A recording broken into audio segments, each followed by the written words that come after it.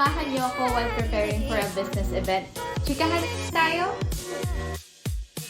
As a businesswoman, we do more, we speak more, pero not everyday naman talaga motivated tayo. May mga times talaga na sobrang pagod ka. Throwback muna tayo. Alam niyo ba, before, sobrang laki talaga ng insecurity ko sa sarili ko. Kasi talagang I gained weight, especially during times of pandemic. As a businesswoman talaga, sobrang busy and hectic talaga ng mga schedules namin. And minsan nakakalimutan ko na talaga kumain ng healthy. I noticed na hindi na talaga kasya yung mga sinusuot kong damit, mga pants, yung mga binanglalabas ko, and I'm starting to losing myself na. Of course, sobrang dami ko talagang na-try na mga program. First, nag-keto ako, nag-calorie deficit ako, and meron pa akong mga ininom talaga ng mga pills dati, and nag-end up ako sa hospital. Pero yung pinaka-the best talaga na na-try ko.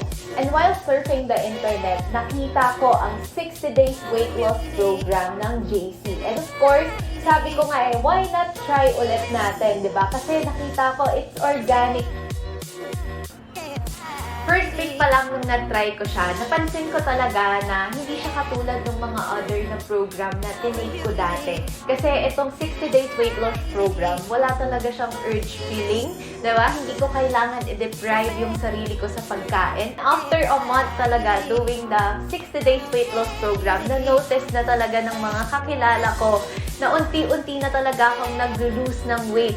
Kaya naman sa mga katulad ko dati na talagang bigat na nai-insecure na, talagang nade-demotivate na, huwag kayong mag-alala kasi meron pa talagang pag-asa.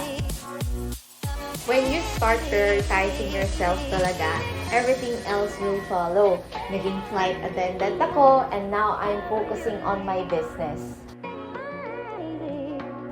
Mga girls, reminder lang, mas masarap talaga ang maging healthy kasi magre-reflect talaga yan sa kilos mo, sa galaw mo, sa lahat ng gagawin mo. And I always believe that beauty is influence.